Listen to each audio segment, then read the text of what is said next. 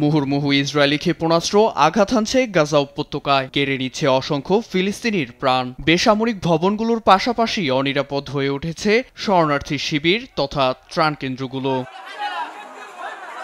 শনিবার উপত্যকা জুড়ে ভয়াবহ হত্যাযজ্ঞে মাতে নেতানিয়াহু বাহিনী। ফিলিস্তিনি দাতব্য সংস্থা রেড ক্রিসেন্ট জানায়, গাজা সিটি ও পার্শ্ববর্তী দক্ষিণ পশ্চিমাঞ্চলীয় শহর তাল আল হাওয়াতে নজিরবিহীন বিমান হামলা চালিয়েছে ইসরায়েল। এছাড়া নাসের হাসপাতাল কর্তৃপক্ষ জানায়, দখলদার বাহিনীর ড্রোন হামলার মুখে দক্ষিণ গাজার খান ইউনিসের শরণার্থী শিবির ছাড়ছে ফিলিস্তিনিরা। এদিকে রাফার বিতর্কিত ত্রাণ কেন্দ্রে ফের সামরিক ট্যাঙ্ক নিয়ে ত্রাণ প্রত্যাশীদের উপর হামলা চালায় ইসরায়েলি প্রতিরক্ষা বাহিনী আইডিএফ। জাতিসংঘের ত্রাণ ও কর্মসংস্থান বিষয়ক সংস্থা United nation relief and worker agency UNRW জানায়, ফিলিস্তিনিদের জন্য পর্যাপ্ত ত্রাণ নিয়ে মিশর সীমান্তে অপেক্ষায় থাকা শত শত ট্রাক উপত্যকায় প্রবেশে বাধা দিচ্ছে আইডিএফ। এর তীব্র নিন্দা জানিয়েছে জাতিসংঘ।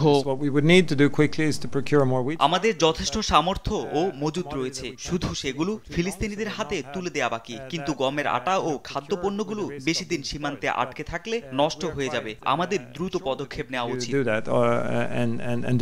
অন্যদিকে গাজার সশস্ত্র গোষ্ঠী হামাসের দেয়া যুদ্ধবিরতির প্রস্তাব প্রত্যাখ্যান করে দেয় ক্ষোভে ফুঁসছেন ইসরায়েলের সাধারণ মানুষ।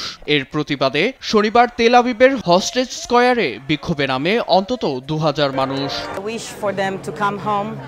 আমি চাই তারা আগামীকাল বাড়ি ফিরে আসুক। চুক্তিটি চূড়ান্ত করে শান্তি স্থাপন করার এটাই সময়।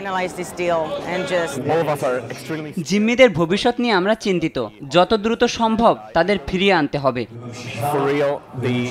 সে সময় মেক আমেরিকা গ্রেট এগেনের আদলে make Israel great again slogan দেন বিক্ষোভকারীরা।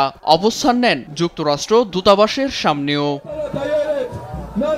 নীরব Das, news desk, Desh TV.